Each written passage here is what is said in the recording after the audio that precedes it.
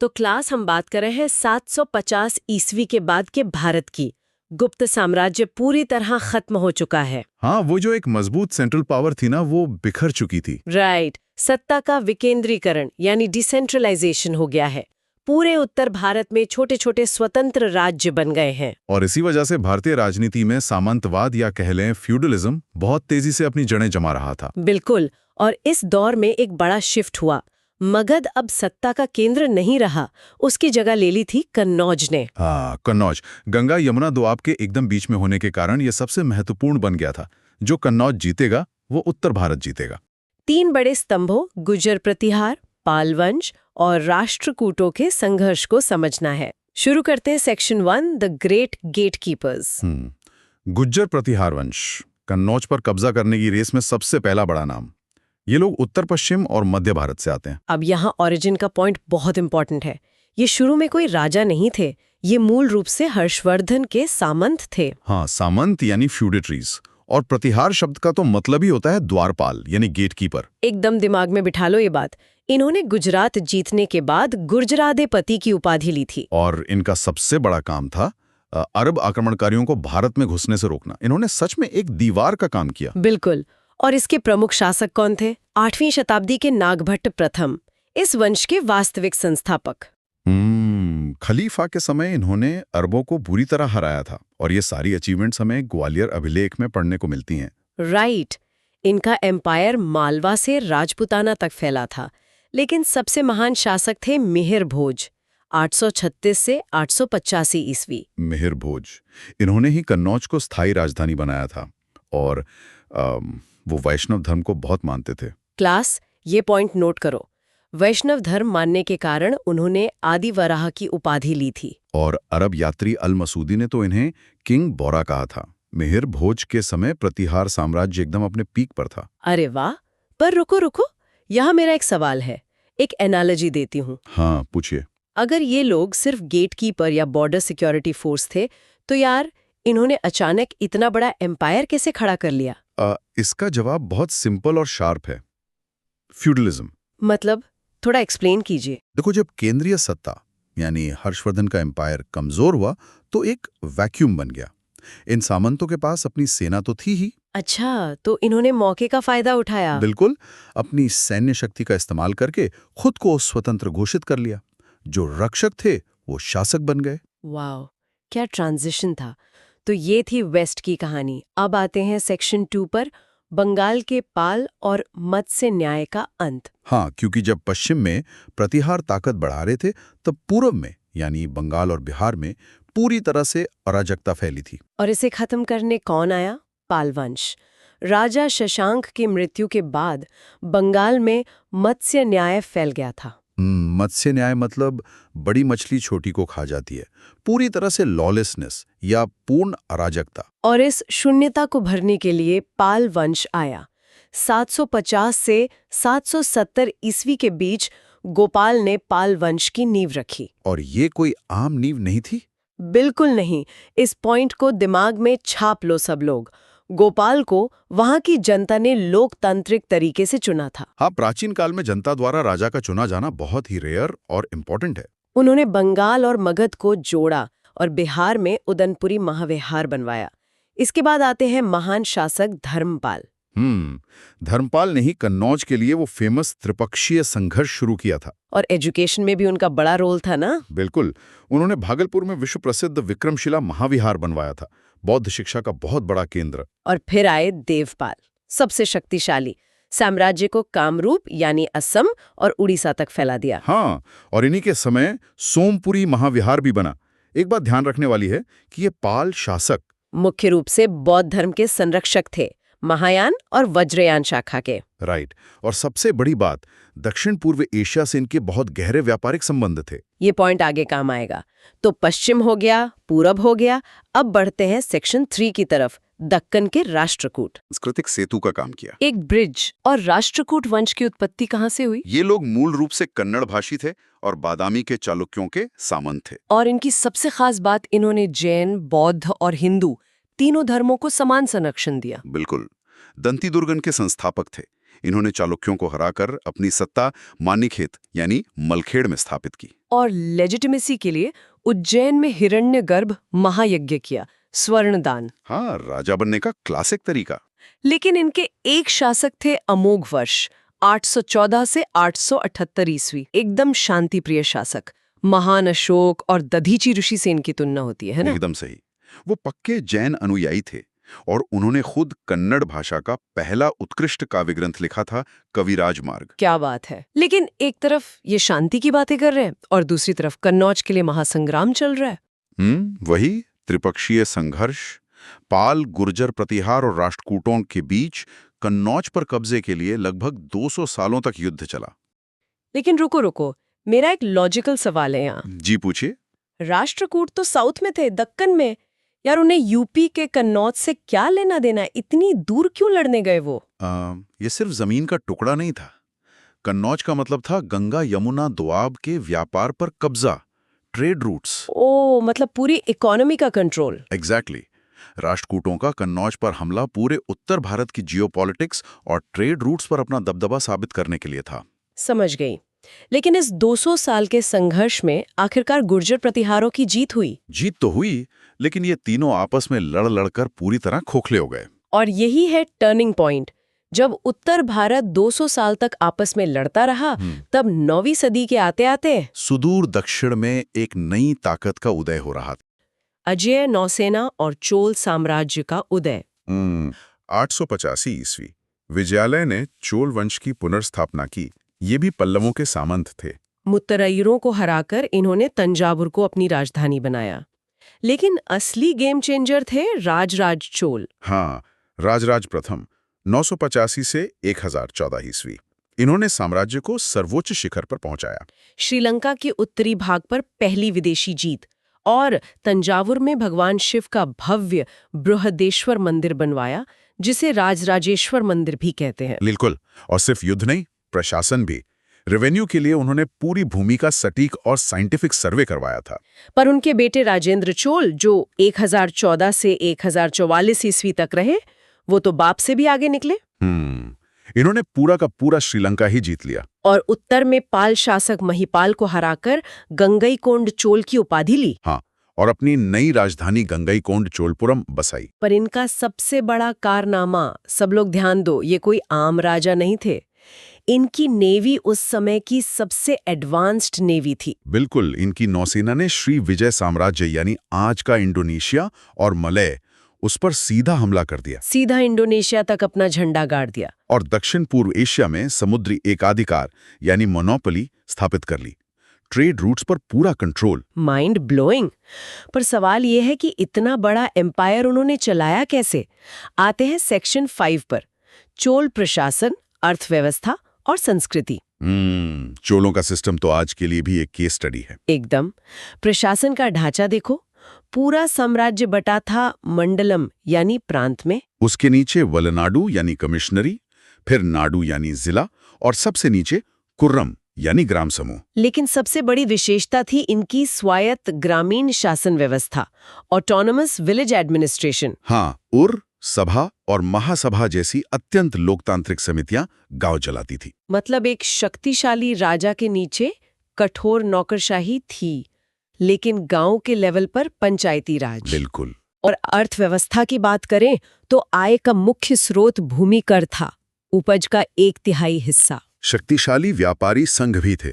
मणिग्रामम और नानादेसी और नागापट्टनम सबसे प्रमुख बंदरगाह था। और कावेरी डेल्टा में एकदम आधुनिक सिंचाई व्यवस्था थी। इकोनॉमी बहुत स्ट्रांग थी इनकी। समाज और धर्म भी तो पीक पर था। ब्राह्मणों को सर्वोच्च स्थान मिला। हाँ, उन्हें कर मुक्त भूमि दी जाती थी, जिसे ब्रह्मदेव और अग्रहार कहते थे। और मंदिरों में देवदासी प्रथा का भारी प्रचलन था। और दक्षिण भारत में इसी समय भक्ति आंदोलन भी चल रहा था। नयानार यानी शैव संत और अलवार यानी वैष्णव संतों ने इसे लीड किया। संस्कृति और कला की तो बात ही अलग है। द्रविड़ वास्तुकला अपने चरम पर थी। विशाल विमान, भव्य गोपुरम और बड़े बड़े मंडप चोल मंदिरों की पहचान थे। और वो नटराज की कांस्य मूर्तियां धातु मूर्तिकला का सर्वश्रेष्ठ उदाहरण है वो। साहित्य में कंबन द्वारा रचित तमिल रामायण, जिसे रामावतारम कहते हैं, सबसे महान उपलब्धि है। और ये मंदिर केवल पूजा स्थल नहीं थे, ये अर्थव्यवस्था और शिक्षा के विशालकाय केंद्र थे। ट्रिपाटाइट स्ट्रगल के पतन के बाद नॉर्थ इंडिया में राजपूत स्टेट्स का उदय हुआ था, है ना, जैसे चौहान, गहाडवाल और सोलंकी। इंडियन सोसाइटी में फ्यूडलिज्म यानी सामंतवाद अपने एक्सट्रीम पर था। सेंट्रल पावर लिटरली जीरो थी, मतलब आर्मी कंप्लीटली फ्यूडल लॉर्ड्स या सामंतों पर निर्भर थी। कोई परमानेंट सेंट्रल आर्मी थी ही नहीं। बच्चों, इसका कॉन्सिक्वेंस समझो ध्यान से। बॉर्डर सिक्योरिटी की घोर उपेक्षा हुई और इन राजपूत शक्तियों में एकता का अभाव ही इन फॉरेन इन्वेजन्स का मेन रीजन बना। अरे बिल्कुल। और यहाँ एंट्री होती है मोहम्मद घोरी की। अब महमूद गजनवी का एम तो सिर्फ धन लूटना था, राइट? लेकिन घोरी का लक्ष्य अलग था। एग्जैक्टली। घोरी को इंडिया में तर्क एम्पायर की स्थापना करनी थी। इसमें टाइमलाइन फैक्ट्स नोट करो सभी। हाँ, 1175 में फर्स्ट अटैक ऑन मुल्तान, जहां करमाथियों पर विजय मिली। और फिर 1178 में गुजरात अटैक। पर यहाँ ध्यान दो, भीम सेकंड या मूलराज सेकंड ने घोरी को करारी हार दी। करारी हार? तो हार के बाद घोरी ने क्या किया? रोने लग गया क्या वहां बैठ के? नहीं, घोरी ने स्ट्रैटेजी बदली। उसने गुजरात छोड़कर पंजाब को अपना बेस बनाया और दिल्ली की तरफ रुख किया। पंजाब कैप्चर करने के बाद तो डायरेक्ट टक्कर दिल्ली के रूलर से ही होनी थी ना? बिल्कुल होनी थी। और यही है फर्स्ट बैटल ऑफ तराइन 1191 में, चौहान वर्सेस टर्क। यानी मोहम्मद घोरी और दिल्ली अजमेर के शासक पृथ्वीराज चौहान की भिड़ंत। और इसमें राजपूत कमांडर गोविंद राय के भाले से घोरी सीरियस इंजर्ड हुआ। हाँ, और राजपूतों की वीरता से टर्क आर्मी मैदान से भाग गई थी पूरी तरह। पर क्लास, यहाँ सबसे बड़ी डिप्लोमेटिक भूल हुई। इसको मार्क करो अभी। पृथ्वीराज चौहान ने हारी हुई टर्क सेना का पीछा नहीं किया और नॉर्थ वेस्ट बॉर्डर को असुरक्षित छोड़ दिया। ये इंडियन हिस्ट्री का डिसाइसिव टर्निंग पॉइंट बन गया, क्योंकि 1192 में सेकेंड बैटल ऑफ तराइन हुआ। राइट। घोरी चुप थोड़ी बैठा था। वो 1,20,000 की सुसज्जित कैवलरी या अश्वरोही सेना के साथ वापस लौटा। और यहाँ टर्क्स ने एडवांस्ड मिलिट्री टैक्टिक यूज की, जिसे फेंड रिट्रीट कहते हैं, यानी कटाव और वापसी, पीछे हटने का नाटक, जिसमें राजपूत सेना फंस गई और पृथ्वीराज चौहान की हार हुई। और कन्नौज के जयचंद ने तो तटस्थता बनाए रखी थी। सही कहा। तो क्लास, निष्कर्ष है कि ये युद्ध हिंदू पावर के पतन और परमानेंट टर्क या इस्लामिक रूल की स्थापना का आधार बना। तो घोरी ने बेस बना दिया, पर उसके बाद आगे क्या हुआ? उसके बाद 1206 में खोखर्स के विद्रोह के दौरान घोरी की अज्ञात हत्या हो गई। और क्योंकि उसका कोई सगा एयर या उत्तराधिकारी नहीं था, तो एम्पायर उसके 3 मेन गुलामों में डिवाइड हो गया, है ना? हाँ, 3 स्लेव्स में याल्दोस को गजनी मिला, कुबाचा को सिंध और मुल्तान, और कुतुबुद्दीन ऐबक को इंडियन टेरिटरी मिली। और यहाँ से जन्म होता है क्लास स्वतंत्र दिल्ली सल्तनत या गुलाम वंश का। एग्जैक्टली। अब ऐबक ने सेफ्टी के लिए दिल्ली की जगह लाहौर को कैपिटल बनाया। और उसने इनिशियल इंडो इस्लामिक आर्किटेक्चर की नींव रखी। मार्क दीज फॉर एग्जाम बच्चों। पहला, दिल्ली में कुव्वतुल इस्लाम मस्जिद, जो इंडिया की पहली तुर्क मस्जिद थी। दूसरा, अजमेर में संस्कृत स्कूल तोड़कर 2.5 दिन का झोपड़ा बनवाया। और तीसरा, सूफी संत कुतुबुद्दीन बख्तियार काकी की याद में कुतुब मीनार की नींव रखी। पर बेचारा पूरा नहीं कर पाया, क्योंकि 1210 में लाहौर में चौगान यानी पोलो खेलते टाइम घोड़े से गिरकर ऐबक की डेथ हो गई। तो ऐबक ने फाउंडेशन रखी, पर इस बिल्डिंग को आखिर बनाया किसने? कंसोलिडेशन फेज में बनाया गया, 1211 से 1236 तक। और ये किया शमशुद्दीन इल्तुतमिश ने। इल्तुतमिश जो ऐबक का गुलाम और दामाद था और पहले बेदाउन का सूबेदार था। हाँ, 1211 में आराम शाह को हराकर उसने पावर ली और कैपिटल वापस लाहौर से दिल्ली शिफ्ट की। और इकोनॉमी के लिए पहले प्योर अरबिक कॉइन्स इशू किए, चांदी का टंका और तांबे का जीताल। पर एग्जाम के लिए ध्यान दो क्लास कि उसको रियल फाउंडर या वास्तविक सुल्तान क्यों कहते हैं? क्योंकि इल्तुतमिश ने दिल्ली सल्तनत को इंडिपेंडेंट और लीगल स्टेटस दिया। उसने राइवल्स को बिल्कुल एलिमिनेट कर दिया। जैसे 1215 में थर्ड बैटल ऑफ तराइन में यल्दूस को हराया, जिससे गजनी का क्लेम खत्म हुआ। फिर कुबाचा को सिंध रिवर में डूबने पर मजबूर किया और मुल्तान और सिंध कैप्चर कर लिया। बंगाल में भी अली मर्दान खान और इवाज खिलजी के विद्रोह को सफलतापूर्वक दबाया। और अल्टीमेट लेजिटिमेसी उसे मिली 1229 में, जब बगदाद के अब्बासीद खलीफा से सुल्तान आजम का मान्यता पत्र या मंशूर मिला। अब ये एक लीगर मुस्लिम स्टेट बन गया। अब एम्पायर बड़ा हो गया, तो इसको मैनेज और सिक्योर कैसे करें? इसके लिए इल्तुतमिश ने 40 लॉयल स्लेव कमांडर्स का एक स्पेशल ग्रुप बनाया, जिसे तुर्काने चहलगानी या कोर ऑफ 40 कहते हैं, जिसका पर्पस था सुल्तान की सेफ्टी, एडमिन कंट्रोल और लोकल सामंतों को कुचलना। इन्होंने इख्ता और सेना पर पूरा कंट्रोल रखा। ध्यान दो क्लास, इल्तुतमिश के टाइम ये ग्रुप उसकी स्ट्रेंथ था, पर उसके बाद ये लोग किंग मेकर बन गए। और इसी ग्रुप ने सबसे बड़ा ड्रामा किया रजिया सुल्तान के टाइम पर 1236 से 40 के बीच। भारत की पहली फीमेल रूलर इल्तुतमिश ने अपने अयोग्य बेटों की जगह रजिया को चुना था, जो रूढ़िवाद के खिलाफ एक बड़ा स्टेप था। हाँ, रजिया ने पुरदा सिस्टम छोड़ा और पुरुषों की तरह कुबा यानी कोट और कुला यानी हैट पहनकर दरबार लगाया। उसने एक नॉन टर्क जलालुद्दीन याकूत को सबसे ऊंचा पोस्ट अमीर आखुर या मास्टर ऑफ स्टेबल्स दिया। तो क्लास, यहाँ एक सवाल है, रजिया फेल क्यों हुई? क्या वो वीक थी? नहीं, बिल्कुल नहीं। रजिया का पतन उसकी अयोग्यता से नहीं, बल्कि उन चहलगानी अमीरों की पावर हंगर और एक औरत के अंडर काम करने की अनिच्छा के कारण हुआ। यानी रजिया के बाद पॉलिटिक्स पूरी तरह अनस्टेबल हो गई थी। बिल्कुल, ये डार्क फेज था 1240 से 1266 तक का। रजिया की हत्या के बाद चहलगानी अमीर अपने एक्सट्रीम पावर में थे। उन्होंने पपित सुल्तान्स जैसे बहरम शाह और अलाउद्दीन मसूद शाह को गद्दी पर बिठाया और हटाया। अमीरों की पावर बैलेंस करने के लिए एक नया पावरफुल पोस्ट बनाया गया, जिसे नायब मुमालिक कहते हैं। फाइनली इल्तुतमिश का पोता नासिरुद्दीन महमूद सुल्तान बना, पर असली पावर उसके ससुर और मेन अमीर बलबान के पास थी। और 1266 में बलबन सीधे क्राउन तक पहुंच गया। गियासुद्दीन बलबन, उसको ताज या क्राउन की डिग्निटी वापस लानी थी। इसके लिए उसने डिवाइन राइट्स थ्योरी यानी राजत्व का दैवीय सिद्धांत पेश किया, खुद को ज़िले इलाही यानी शैडो ऑफ गॉड और नियाबत खुदाई घोषित किया।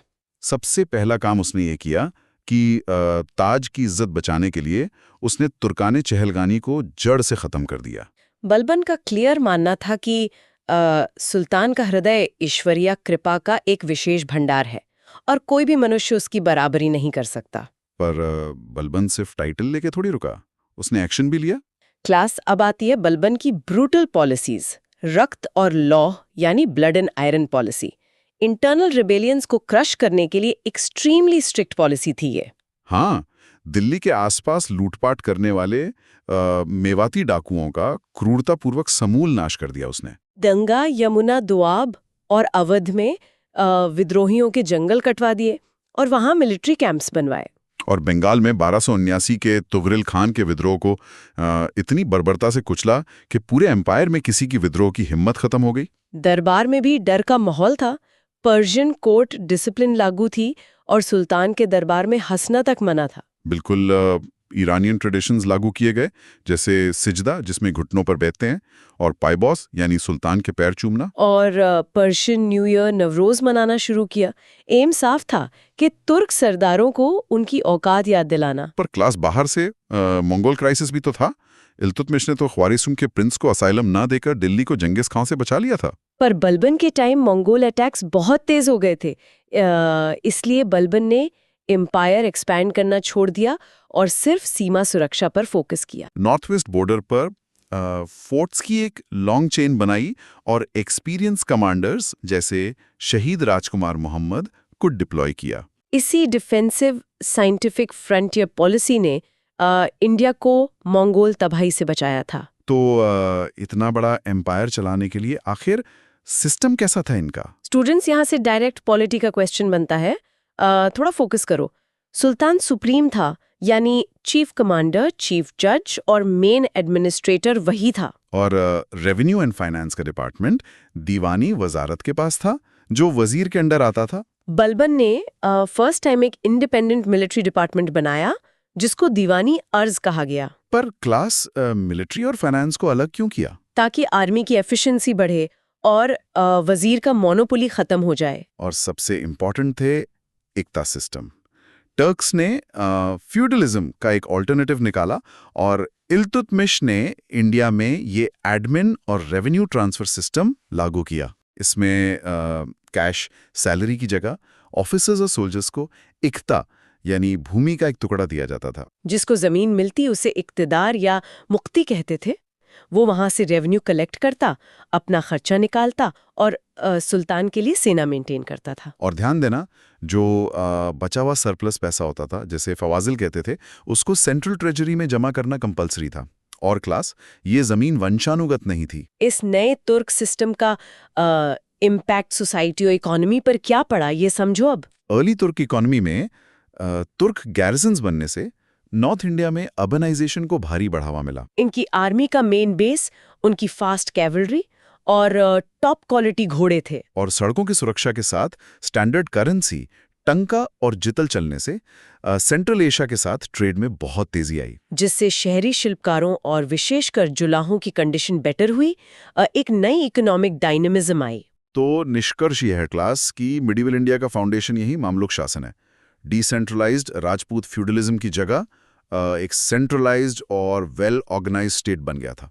इंडिया को सेंट्रल एशियन पॉलिटिक्स से अलग करके एक इंडिपेंडेंट इंडो इस्लामिक आइडेंटिटी मिली। साथ ही आर्चर्स और डोम्स जैसी एडवांस्ड इंडो इस्लामिक आर्किटेक्चर का प्रवेश हुआ। इन 84 सालों में जो पॉलिटिकल और एडमिन स्ट्रक्चर खड़ा हुआ, उसी ने आगे चल के खिलजी और तुगलक एम्पायर्स का बेस बनाया था। खिलजी वंश। तो चलिए सबसे पहले बात करते हैं सत्ता परिवर्तन की, जिसे हम खिलजी रेवोल्यूशन या खिलजी क्रांति कहते हैं। हाँ, तो 1290 ईस्वी का समय था। क्लास ध्यान से सुनो, गुलाम वंश का अंत हो रहा था। सही बात है। क्याकुबाद और क्यूमर्स जो अंतिम शासक थे ना, उनकी हत्या कर दी गई और फिर 1290 में जलालुद्दीन खिलजी ने सत्ता अपने हाथ में ले ली। लेकिन यहाँ एक बहुत बड़ा पॉइंट है क्लास, एग्जाम के लिए मोस्ट इंपॉर्टेंट। ये जो खिलजी थे, ये मूल रूप से तुर्की ही थे। हाँ, मतलब ये कोई अलग नस्ल नहीं थे, लेकिन ये लोग अफगानिस्तान के खल्ज क्षेत्र में बहुत लंबे समय तक रहे थे। राइट, और इसीलिए जो एलीट तुर्क थे ना, वो इन्हें तुर्को अफगान मानते थे, खुद से नीचा समझते थे। बिल्कुल। तो जब जलालुद्दीन गद्दी पर बैठा तो ये कोई आम सत्ता परिवर्तन नहीं था। इस क्रांति ने तुर्कों के नस्लीय एकाधिकार यानी जो उनका रेशियल मोनोपोली था ना, उसे हमेशा के लिए खत्म कर दिया। ये पॉइंट नोट कर लो क्लास, तुर्कों का नस्लीय एकाधिकार खत्म। अब सत्ता योग्यता और तलवार की शक्ति पर आ गई थी। एकदम सही। लेकिन गद्दी पर बैठने के बाद जलालुद्दीन ने क्या किया, उसकी नीतियां कैसी थीं? देखिए क्लास, जलालुद्दीन ने बहुत ही हस्तक्षेप और अत्यधिक उदार नीति अपनाई, जिसे पैसिफिक पॉलिसी कहा गया। हाँ, मतलब उसने विद्रोहियों को माफ करना शुरू कर दिया। मलिक छज्जू नाम के आदमी ने बड़ा विद्रोह किया, पर सुल्तान ने उसे माफ कर दिया। बिल्कुल, लेकिन क्लास इसका मतलब ये नहीं कि वो एकदम सीधा था, सिर्फ एक कठोर कदम उठाया था उसने। अरे हाँ, वो विद्रोही ईरानी फकीर सीधी मौला। राइट, सीधी मौला को जलालुद्दीन ने हाथी के पैरों तले कुचलवा दिया था। ये सीधा एग्जाम में आता है, ध्यान रखना। और क्लास एक और चीज हुई थी जलालुद्दीन के टाइम पर। उलूग खां के नेतृत्व में मंगोलों के एक गुट ने इस्लाम कबूल किया। हाँ, और उन्हें दिल्ली के पास ही बसा दिया गया। इन्हें इतिहास में नव मुस्लिम कहा गया। नव मुस्लिम, राइट। अब आते हैं उस आदमी पर जिसने पूरी सल्तनत को हिला के रख दिया, अलाउद्दीन खिलजी। बिल्कुल, अलाउद्दीन का सत्ता ग्रहण। क्लास, यहाँ से स्टोरी में सस्पेंस शुरू होता है।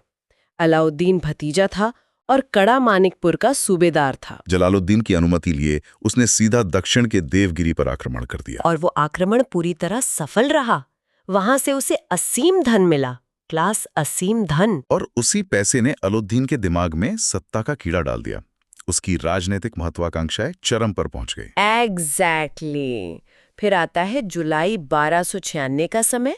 जलालुद्दीन अपने भतीजे से मिलने कड़ा मानिकपुर गया और वहां गले मिलते समय धोखे से अलाउद्दीन ने जलालुद्दीन की हत्या कर दी और खुद को सुल्तान घोषित कर दिया। लेकिन क्लास, सत्ता तो मिल गई, पर सुल्तान को डर था कि अमीर विद्रोह कर देंगे, इसलिए उसने 4 कठोर अध्यादेश निकाले। डायरेक्ट क्वेश्चन अलर्ट क्लास, इन 4 पॉइंट्स को रट लो। पहला पॉइंट क्या था? पहला अध्यादेश अमीरों की जो भी मुफ्त भूमियां थीं, जैसे इनाम या वक्फ की जमीन, वो सब वापस ले ली गईं। बिल्कुल, और उन्हें खालसा यानी सरकारी भूमि में बदल दिया। दूसरा पॉइंट, मद्यपान और जुए पर सख्त रोक। राइट, शराब और जुआ पूरी तरह बैन। तीसरा पॉइंट क्लास, अमीरों के आपस में मेल मिलाप, उत्सवों और वैवाहिक संबंधों पर पूर्ण प्रतिबंध लगा दिया गया। मतलब कोई पार्टी नहीं, कोई बिना इजाजत शादी नहीं। और चौथा पॉइंट, सबसे खतरनाक, उसकी गुप्तचर प्रणाली। हाँ, विद्रोहों को कुचलने के लिए पूरा नेटवर्क बिछा दिया। बरीद यानी गुप्तचर अधिकारी और मुनिहान यानी मुखबिर। अमीरों में खौफ बैठ गया, समझ आ रहा है क्लास? कोई अपने घर में भी जोर से बात नहीं कर सकता था। एग्जैक्टली। अब क्लास आगे बढ़ते, मंगोल आक्रमण और साम्राज्य विस्तार। दिल्ली सल्तनत में सबसे ज्यादा मंगोल आक्रमण किसके समय हुए? अलाउद्दीन के समय। बिल्कुल। प्रमुख आक्रमणकारी कौन थे? कादर 1297 में, फिर सल्दी, कुतुलुक ख्वाजा और तरगी। ये तरगी तो 1303 में इतनी बड़ी सेना लाया था कि उसने पूरी दिल्ली को ही घेर लिया था क्लास। राइट। और इनसे बचने के लिए अलाउद्दीन ने रक्षात्मक उपाय किए। उसने सीरी का किला यानी सीरी फोर्ट बनवाया और उसे अपनी राजधानी बनाया। और इसी समय उसका सबसे योग्य सेनापति जफर खां कुतुलुक ख्वाजा से लड़ते हुए वीर गति को प्राप्त हुआ था। क्लास, जफर खां का नाम मत भूलना, मंगोलों के खिलाफ लड़ते हुए मारा गया था। अब बात करते हैं दक्षिण भारत अभियान की। नेतृत्व किसने किया? क्लास, ये पॉइंट वेरी इंपॉर्टेंट है। दक्षिण भारत अलाउद्दीन के लिए सिर्फ एक एटीएम था। बिल्कुल, एटीएम मतलब उसका उद्देश्य दक्षिण को अपने साम्राज्य में मिलाना नहीं था। राइट, उसका लक्ष्य सिर्फ धन और वार्षिक कर यानी ट्रिब्यूट वसूलना था। विंध्य पर्वत के पार ये पहला अभियान था और लीडर था मलिक काफूर, जिसे 1000 दिनारी भी कहते थे। हाँ, तो सबसे पहले 1306-7 में देवगिरी पर हमला, राजा रामचंद्र देव को हराया। और अलाउद्दीन ने उसे राय रयान की उपाधि दी। फिर 1309 में वारंगल का अभियान। वारंगल में प्रताप रुद्र देव को हराया और क्लास, यहीं से प्रसिद्ध कोहिनूर हीरा प्राप्त किया गया। कोहिनूर हीरा वारंगल अभियान से, रट लो इसे। फिर 1311 में माबारिया मदुरै का अभियान। वहां वीर पांड्या और सुंदर पांडे के बीच विवाद चल रहा था। मलिक काफूर ने उसका फायदा उठाया और अपार लूटमार की। तो साउथ तो एटीएम बन गया। लेकिन क्लास, उत्तर भारत को लेकर नीति अलग थी। उत्तर भारत को प्रत्यक्ष नियंत्रण यानी सीधे दिल्ली सल्तनत के अधीन किया गया। बिल्कुल। गुजरात अभियान हुआ। उल्लू खां और नुसरत खां ने राजा कर्ण को हराया। और क्लास, याद रखना, यहीं खंभात से नुसरत खां को मलिक काफूर मिला था। राइट। इसके बाद 1301 में रणथंभौर अभियान, हमीर देव को हराया, पर यहाँ नुसरत खां मारा गया था। फिर 1303 का मशहूर चित्तौड़ अभियान, राणा रतन सिंह को हराया और यहीं रानी पद्मिनी का जौहर हुआ था। एग्जैक्टली। और जीतने के बाद अलाउद्दीन ने चित्तौड़ का नाम बदलकर अपने बेटे के नाम पर खिजराबाद रख दिया था। खिजराबाद। क्लास, फोकस बनाए रखना। अब हम उस टॉपिक पर आ रहे हैं जो सबसे ज्यादा जरूरी है, प्रशासनिक और राजस्व सुधार। बिल्कुल, दी आयरन ग्रिप। अलाउद्दीन जानता था कि विद्रोह का मूल कारण क्या है, पैसा। हाँ, इसीलिए उसने इक्ता, इनाम, वक्फ और पेंशन सब छीनकर खालसा भूमि का अभूतपूर्व विस्तार किया। राज्य आर्थिक रूप से बहुत मजबूत हो गया और अमीर एकदम शक्तिहीन हो गए। अब क्लास, जरा राजत्व का सिद्धांत, थियोरी ऑफ किंगशिप को समझो। ये शक्ति, यथार्थवाद और निरंकुशता पर आधारित था। सुल्तान का सीधा मानना था कि राजा का कोई सगा संबंधी नहीं होता। एकदम सही। और उसने उलेमा वर्ग की पूर्ण उपेक्षा की, राजनीति को धर्म से बिल्कुल अलग कर दिया। क्लास, वो पहला सुल्तान था जिसने शरीयत के बजाय अपनी इच्छा को ही कानून माना। अब अलर्ट फॉर स्टूडेंट्स, एग्जाम के लिए मोस्ट इंपॉर्टेंट, वैज्ञानिक भू राजस्व प्रणाली। हाँ, उसने भूमि की पैमाइश यानी माप के आधार पर लगान निश्चित किया। इस प्रणाली को मसाहत कहा गया। मसाहत। और भू राजस्व यानी खराज कहते हैं, उसे बढ़ाकर सीधा 50% यानी आधा भाग कर दिया। 50% टैक्स। और जो ग्रामीण मध्यस्थ थे जैसे खूत, मुकद्दम और चौधरी, उनके विशेषाधिकार समाप्त कर दिए। बिल्कुल, उन बिचौलियों को भी आम किसानों के स्तर पर लाकर खड़ा कर दिया। और क्लास, 2 नए कर भी लगाए गए, चराई कर जो दुधारू पशुओं पर था और घड़ी कर जो घरों या झोपड़ियों पर था। घड़ी और चराई कर। और इस पूरे सिस्टम में जो बकाया लगान होता था उसे वसूलने और भ्रष्टाचार रोकने के लिए एक नया विभाग बनाया। राइट। उस नए विभाग का नाम था दीवान-ए-मुस्तखराज। इसे नोट कर लो क्लास। दीवान-ए-मुस्तखराज। अब क्लास, मेरा एक सवाल है, बिना राजकोष खाली किए इतनी विशाल सेना कैसे पालें? इसका जवाब है बाजार नियंत्रण नीति, यानी मार्केट कंट्रोल। बिल्कुल। उसने 3 प्रमुख बाजार बनाए क्लास। पहला, गल्ला मंडी, जो अनाज के लिए था। दूसरा था सराय अदल, जहां कपड़ा, मेवा वगैरह मिलता था। और तीसरा, घोड़ों, दासों और मवेशियों का बाजार। और इन बाजारों का सर्वोच्च अधिकारी कौन था? वाणिज्य मंत्री, जिसे दीवान-ए-रियासत कहते थे। राइट। और बाजार का जो अध्यक्षक होता था, उसे शहनाए मंडी कहा जाता था। इनकी वजह से अकाल में भी वस्तुओं की कमी नहीं हुई। क्लास, मूल्य नियंत्रण, स्ट्रिक्ट प्राइस फिक्सेशन, सुई से लेकर हाथी तक का मूल्य राज्य द्वारा निर्धारित कर दिया गया था। हाँ, और किसानों से सीधा अनाज खरीदने की अनुमति सिर्फ पंजीकृत व्यापारियों को ही थी। और क्लास, दंड इतना कठोर था ना, सुल्तान का सख्त आदेश था, ध्यान से सुनना, जो व्यापारी जितना कम तौलेगा उसके शरीर से उतना ही मांस काट लिया जाएगा। एग्जैक्टली। कालाबाजारी और जमाखोरी पर अत्यंत कठोर दंड था। कोई सोच भी नहीं सकता था हेराफेरी करने की। और इसी बाजार नियंत्रण की वजह से वो अपनी स्टैंडिंग आर्मी, पहली स्थायी और नकद वेतन भोगी सेना खड़ी कर पाया। बिल्कुल, केंद्र के नियंत्रण में पहली स्थायी सेना। इक्ता की जगह नकद वेतन, कैश सैलरी दी गई। और सेना में भ्रष्टाचार रोकने के लिए क्या किया? दाग प्रणाली, यानी घोड़ों पर मोहर लगाना। और हुलिया या चेहरा प्रणाली, जिसमें सैनिकों का व्यक्तिगत विवरण रखा जाता था। और क्लास, इसी अजय सैन्य शक्ति से उसने मंगोलों को बुरी तरह हराया था। अलाउद्दीन की धार्मिक नीति और उसकी महान उपलब्धियां। अलाउद्दीन का एक बहुत प्रसिद्ध उत्तर है क्लास, जो उसने काजी मुगीसुद्दीन को दिया था। उसने कहा था, मैं नहीं जानता कि शरीयत के अनुसार क्या उचित है, मैं वही करता हूं जो राज्य के हित में है। मतलब स्टेट अबव रिलीजन, राज्य सर्वोपरि था। हिंदुओं के प्रति उसने कठोरता बरती और जजिया लागू रखा। लेकिन क्लास, मुसलमानों को भी छूट नहीं थी। उनसे लिया जाने वाला जो ज़कात कर था, वो भी कड़ाई से वसूला गया। राइट। उसकी नीतियां इस्लामी कट्टरपन से नहीं, बल्कि राजनीतिक यथार्थवाद से प्रेरित थीं। अब उपलब्धियां नोट करो। उसने स्वयं को सिकंदर सानी, यानी द्वितीय सिकंदर घोषित किया और सिक्कों पर अंकित करवाया। सिकंदर-ए-सानी, और क्लास उसके काल को वास्तुकला का स्वर्ण काल भी कहते हैं। बिल्कुल। उसने अलाई दरवाजा बनवाया। भारत की पहली इमारत है जो पूर्णतः इस्लामिक वैज्ञानिक पद्धति, यानी साइंटिफिक डोम से बनी है। हाँ, और इसके अलावा हौज खास और जमात खाना मस्जिद का निर्माण भी उसी ने करवाया। और उसके दरबार में महान कवि अमीर खुसरो, जिन्हें तूतिए हिंद कहा जाता है, और हसन देहलवी को संरक्षण प्राप्त था। राइट। इन लोगों ने शाही संरक्षण में हिंदी साहित्य को बहुत समृद्ध किया। हर चीज का अंत होता है।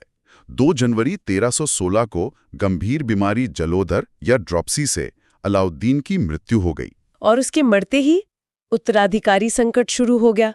मलिक काफूर ने सत्ता हथियाने का प्रयास किया। पर मलिक काफूर सिर्फ 35 दिन बाद ही मारा गया। फिर गद्दी पर कौन बैठा?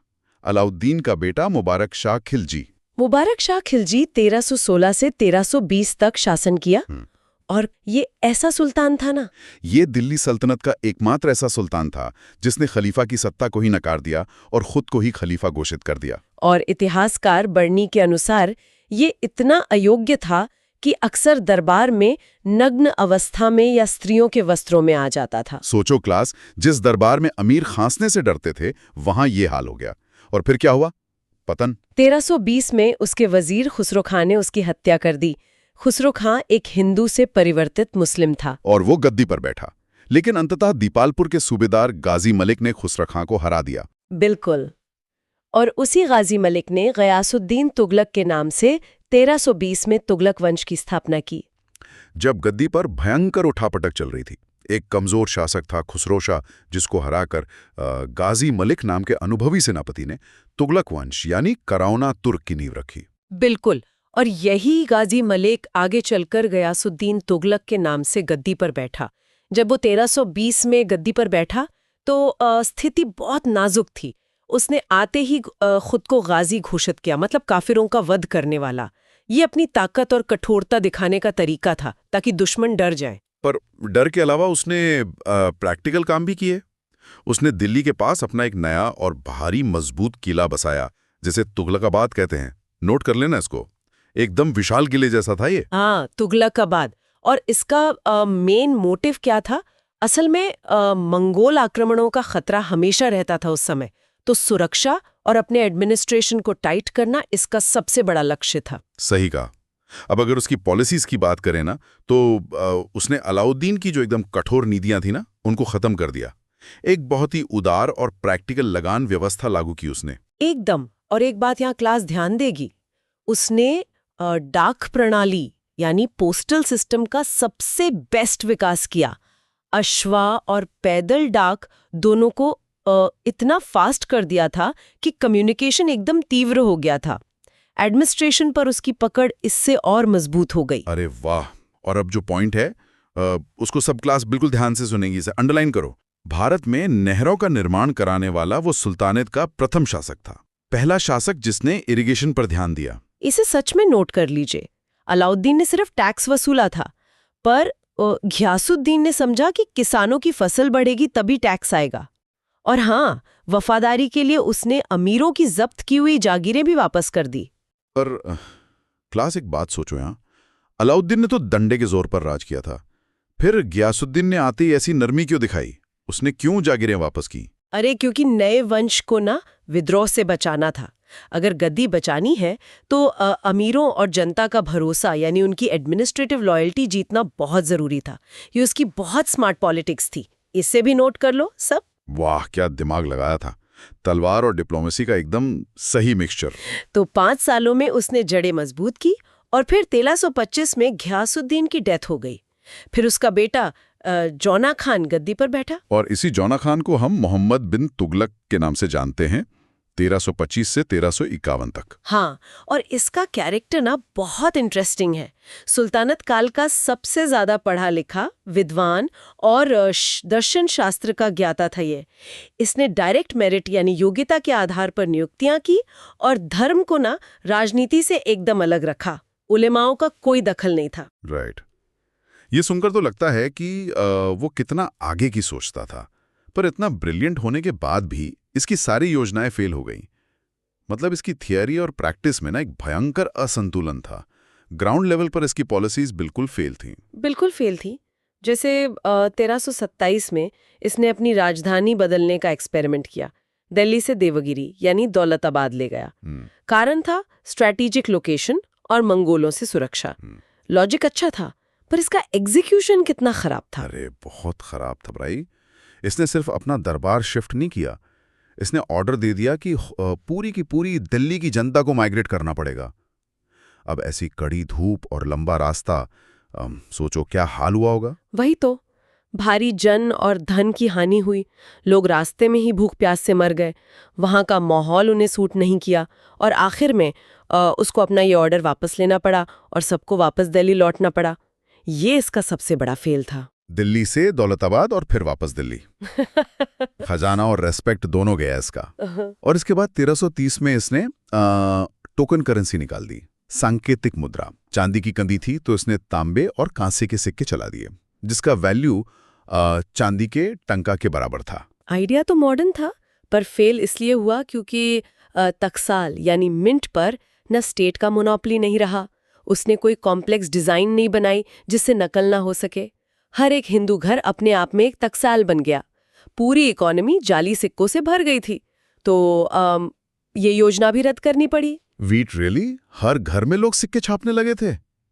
ये तो वही बात हुई कि थ्योरी में ये स्टूडेंट टॉपर है, पर प्रैक्टिकल में एकदम जीरो। सब कुछ उल्टा ही पड़ रहा है इसका। आखिर इसने ऐसी गलतियां क्यों की? देखो, जब आप ग्राउंड रियलिटी को इग्नोर करके सिर्फ कागजी योजनाएं बनाओगे तो ऐसे ही अंतर्विरोध पैदा होंगे। जनता के मानसिकता को इसने समझा ही नहीं। और इसके बाद आती है इसकी अगली और खौफनाक गलती, दोआब में कर वृद्धि। गंगा यमुना दोआब में सीधा 50% टैक्स बढ़ा दिया। और टाइमिंग देखो, जब ये ऑर्डर लागू हुआ ना, तब वहां भयंकर अकाल पड़ा था। फसल सूख चुकी थी और ऊपर से प्रशासन इतना क्रूर था कि जबरदस्ती टैक्स वसूला गया, किसानों को पीटा गया, जिसके कारण उन्हें खेती छोड़ दी और भयंकर विद्रोह कर दिया। हाँ, बाद में उसने हालांकि सुंदर यानी एग्रीकल्चरल लोन्स बांटे ताकि किसानों को मदद मिले बीज खरीदने के लिए, पर तब तक बहुत देर हो चुकी थी। खेती का साइकिल एक बार टूट गया तो पूरी तरह बर्बाद हो गई वहाँ की फसल। राइट। और ध्यान दो क्लास, खेती के विकास के लिए ना इसने एक नया डिपार्टमेंट भी बनाया, दीवाने आमिर को ही, दीवाने को ही भी बोलते हैं। इसे सब अंडरलाइन कर लो, एग्जाम में आता है। इसका प्रोजेक्ट था कि डायरेक्ट हेल्प देकर खेती लायक जमीन को बढ़ाया जाए। 7 वर्ग मील का मॉडल फार्म और क्रॉप रोटेशन ट्राई किया। आइडिया फिर से शानदार था, पर वही बात है ना, अधिकारियों के करप्शन की वजह से ये पूरी तरह फेल हो गया। अधिकारी सारा पैसा खा गए। अब इसके मिलिट्री एक्सपेरिमेंट्स पे ध्यान देते हैं। सबसे पहले खुरासान अभियान। इराक और खुरासान जीतने के लिए उसने 3,70,000 सैनिकों की सेना खड़ी कर दी। 3,70,000? अरे बाप रे! और सिर्फ सेना नहीं बनाई, उन सबको 1 साल का एडवांस आगे का सैलरी दे दिया। लेकिन तभी मध्य एशिया की सिचुएशन बदल गई और इसने पूरी योजना ही अचानक से कैंसिल कर दी। अब सोचो, 1 साल का एडवांस पैसा देकर सेना भंग कर दी। ये सैनिक बेरोजगार हो गए और अपने ही देश में लूटपाट मचाने लगे। और दूसरा मिलिट्री फेल था कराचुल अभियान। कुमाऊं की पहाड़ियों में विद्रोह दबाने सेना भेजी थी। पर ये सेना तो प्लेन्स की थी ना, इन्हें पहाड़ों का क्या आइडिया था? एग्जैक्टली। दुर्गम रास्ते थे और भयंकर बर्फबारी और पहाड़ी हमलों की वजह से इसकी पूरी की पूरी सेना वहां नष्ट हो गई। सिर्फ गिनती के कुछ सैनिक जिंदा बचे थे वहां से। क्लासिक वार्निंग साइन नोट करना है। सुल्तान की इन्हीं लगातार फेलियर्स और एम्प्टी खजाने की वजह से ना पूरे साम्राज्य में 34 भयंकर विद्रोह हुए। साउथ और डेक्कन तो पूरी तरह अलग ही हो गए इसके टाइम पे। हाँ, 1336 में हरिहर और बुक्का ने स्वतंत्र विजयनगर साम्राज्य की नींव की और 1347 में अलाउद्दीन बहमन शाह ने बहमनी साम्राज्य बना लिया। सोचो, जो सुल्तानत अपने सबसे बड़े विस्तार पर थी, उसी के जीवन काल में सिकुड़ने लग गई। क्या बात है। और इसी टाइम पर 1333 में मोरक्को का एक यात्री आया था, इब्न बतूता। एमबीटी ने उसको अपनी राजधानी में काजी अपॉइंट किया था। उसने अपनी किताब में सुल्तान को एक विरोधी गुणों का मिश्रण कहा था और समय से आगे का बताया था। इब्न बतूता का एनालिसिस एकदम सही था। आखिरकार 1351 में सिंध के थट्टा में एक और विद्रोह दबाते वक्त इसकी मौत हो गई। और बदाऊनी का इस पर एक बहुत फेमस कोट है। क्लास ध्यान दो, इस कोट को एकदम रट लो एग्जाम के लिए। बदाऊनी ने लिखा था, सुल्तान को उसकी प्रजा से और प्रजा को सुल्तान से मुक्ति मिल गई। एकदम क्लियर लाउड आवाज में बोल रहा हूं, नोट कर लेना इसको। एकदम एक्यूरेट बात कही थी बदाऊनी ने उस घुटन भरे दौर के बारे में। खैर, इसके बाद 1351 में इसका चचेरा भाई फिरोज शाह तुगलक गद्दी पर बैठा, 1351 से 1388 तक। फिरोज ने देखा था कि एम्पायर टूट रहा है, खजाना खाली है, तो उसने उलेमाओं और अमीरों को खुश करने के लिए धार्मिक कट्टरता और तुष्टिकरण यानी अपीजमेंट की विधि अपनाई। मतलब किसी भी तरह बस लोग खुश रहें और उसकी गद्दी बची रहे। हाँ, उसके अपीजमेंट का सबसे बड़ा एग्जाम्पल प्रशासन में था। उसने सेना और एकता प्रथा दोनों को वंशानुगत यानी हेरिडिटरी कर दिया। मतलब बाप के बाद बेटा ही ऑफिसर बनेगा, जिससे राज्य का सेंट्रल सिस्टम अंदर से एकदम खोखला हो गया। साम्राज्य बढ़ाने की बजाय उसने सिर्फ बचे हुए इलाकों को सिक्योर करने पर ध्यान दिया। पर एक बड़ा कॉन्ट्रडिक्शन देखो क्लास। कुछ सोर्सेस फिरोज को सुल्तनत काल का अकबर भी कहते हैं, उसकी कल्याणकारी नीतियों के लिए। हाँ, वो कल्याणकारी विभाग सच में अनोखे थे। जैसे उसने दीवाने खैरात बनाया ताकि गरीब मुस्लिम अनाथों, विधवाओं की मदद हो और गरीब लड़कियों की शादी हो सके। इसके अलावा एक पेंशन विभाग बनाया जिसे दीवाने इस्तेकाक कहते हैं, असहाय लोगों के लिए। और एक हॉस्पिटल भी, दारुल शिफा बनाया, दिल्ली में एक फ्री सरकारी हॉस्पिटल जहां मुफ्त भोजन और दवा मिलती थी। अब इरिगेशन और कंस्ट्रक्शन पे ध्यान दो, ये बहुत इंपॉर्टेंट है। सबसे बड़ा योगदान था इसका। बिल्कुल, उसने 5 बड़ी नहरें बनवाई, जैसे यमुना से हिसार तक की नहर, 150 से ज्यादा कुएं खुदवाए और इस सिंचाई के बदले एक नया टैक्स लगाया, हर्ब इश शर्ब। ये उपज का 1/10 भाग जल कर होता था। वाह! और इसको नगर निर्माण का तो बहुत ही बड़ा शौक था। हिसार, फिरोजाबाद, जौनपुर, फतेहाबाद, ऐसे 300 नए नगर इसने बसाए थे। रेवेन्यू बढ़ाने के लिए दिल्ली के पास 1200 फलों के बाग लगवाए। पर क्लास, यहाँ एक डाउट आना चाहिए तुम लोगों को। ध्यान दो मेरी बात पर। अरे बिल्कुल, मैं बताती हूँ क्या डाउट है। एक तरफ तो ये कल्याणकारी शासक है और दूसरी तरफ इसने मंदिर तोड़े और पहली बार ब्राह्मणों पर जिजिया लगा दिया। तो ये कैसा कल्याणकारी शासक हुआ भाई? वही तो बात है ना, ये दोनों चीजें एक इंसान में कैसे मैच कर रही हैं? देखो, ये समझना बहुत जरूरी है। फिरोज कोई सेक्युलर कल्याणकारी शासक नहीं था। एमबीटी के टाइम जो विद्रोह हुए थे ना, उसके डर से इसको बस अपनी सत्ता बचानी थी। कट्टरपंथी उलेमाओं को अपीस करने के लिए इसने शरीयत का बड़ी सख्ती से पालन किया। समझ गया। तो ये पूरी तरह से एक पॉलिटिकल सर्वाइवल स्ट्रैटेजी थी। उसने शरीयत के हिसाब से सिर्फ 4 कर लगाए: खराज, खुम्स, जिजिया और ज़कात। और क्लास इसे हाईलाइट करेगी और अंडरलाइन करेगी। पहले बार ब्राह्मणों पर भी जिजिया कर लगाया गया। कट्टर सुन्नी पॉलिसीज अपनाई गईं। हाँ, और उलमाओं की नज़रों में खुद को लेजिटिमेट साबित करने के लिए उसने पुरी के जगन्नाथ और कांगड़ा के ज्वालामुखी मंदिरों को आक्रमण के दौरान तोड़ दिया था। सत्ता बचाने के लिए क्या खौफनाक खेल चल रहा था। हाँ, तो अब आते हैं उसकी एक और बड़ी पॉलिसी पर, दास प्रथा। दीवाने बंदगान, सल्तनत काल का सबसे बड़ा दास आंकड़ा इसी के पास था। 1,80,000 दास। उन्हें बाकायदा शिल्प कला की ट्रेनिंग दी जाती थी और नकद या जागीर मिलती थी। प्लस यहाँ एक सीरियस वार्निंग ध्यान से सुनना। 1,80,000 दासों की फौज बनाना उसकी सबसे बड़ी भूल थी। जब तक वो जिंदा था ठीक था, पर उसके बाद ना ये विशाल फौज किंग मेकर बन गई और षड्यंत्रों का कारण बनी। इसी ने पूरे तुगलक वंश के पतन का आधार तय किया था। सही में। अच्छा, अगर उसकी कल्चरल उपलब्धियों पर नजर डालें तो उसने अपनी आत्मकथा लिखी थी, फुतुहात ए फिरोज शाही। एक अनुवाद विभाग बनाया ताकि हिंदू मुस्लिम कल्चर का समन्वय हो सके। संस्कृत की चिकित्सा और संगीत किताबों का फारसी में ट्रांसलेशन करवाया। और इस पॉइंट को तो सब अंडरलाइन करेंगे। उसने ना भारत में पहली बार एक रोजगार दफ्तर या एम्प्लॉयमेंट ब्यूरो बनवाया था। रोजगार दफ्तर, क्लास ध्यान से नोट करो इसको, भारत में पहली बार। और इसने विरासत संरक्षण के तहत अशोक के टोपरा और मीरठ स्तंभों को दिल्ली भी मंगवाया था। लेकिन 1388 में जब फिरोज की मौत हुई तो उसके बाद से तुगलक वंश ताश के पत्तों की तरह ढहने लगा। उसके बाद जो भी शासक आए वो बिल्कुल अयोग्य थे।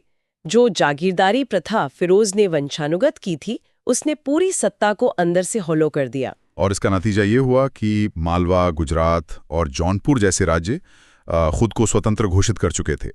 इस वंश का अंतिम शासक था नासिरुद्दीन मोहम्मद तुगलक। उसके टाइम पे सेंट्रल पावर इतनी गिर गई थी कि लोग मजाक उड़ाते थे कि इनका साम्राज्य सिर्फ दिल्ली से पालम तक ही सिमट गया है। और इस बचे खुचे कमजोर साम्राज्य को फाइनल और फेटल झटका मिला 1398 में। मध्य एशिया के क्रूर मंगोल सेनापति तैमूर लंग ने दिल्ली पर आक्रमण कर दिया। तैमूर ने दिल्ली में भयंकर कत्ले-आम मचाया और अपार धन लूटकर समरकंद ले गया। तैमूर के इस हमले ने तो तुगलक वंश की रीढ़ की हड्डी ही तोड़कर रख दी थी, जिसके बाद सुल्तानत का पतन तय हो गया और आगे चलकर हमें सैयद वंश का उदय देखने को मिलता है। जौनपुर, मलवा और गुजरात के जो गवर्नर्स थे, उन्होंने खुद को आजाद घोषित कर दिया। एकदम से मौका देखा और चक्का मार दिया। सही बात है, एकदम ऑब्वियस मूव था उनका। लेकिन तैमूर जब वापस लौट रहा था ना, तो वो मुल्तान, लाहौर और दीपालपुर का शासन एक आदमी को सौंप गया, जिसका नाम था खिज्र खान। और क्लास, यहीं से एक नए वंश की नींव पड़ती है। यानी 1414 में खिज्र खान ने दिल्ली पर कब्जा किया और इस सैयद वंश की स्थापना की, है ना? एकदम सही। अब सब लोग इस पॉइंट को नोट करो, अपना पेन निकालो और लिखो, क्योंकि ये एग्जाम के लिए बहुत इंपॉर्टेंट है। ये सैयद शासक खुद को ना पैगंबर मोहम्मद की बेटी फातिमा का वंशज मानते थे। ओहो, अच्छा, ये उनका रिलीजियस क्लेम था। हाँ, और इनके एक खास पहनावे की वजह से, मतलब ये लोग एक नुकीली टोपी पहनते थे, इस वजह से इन्हें उस जमाने में कुल्हादारान कहा जाता था। वेट, कुल्हादारान?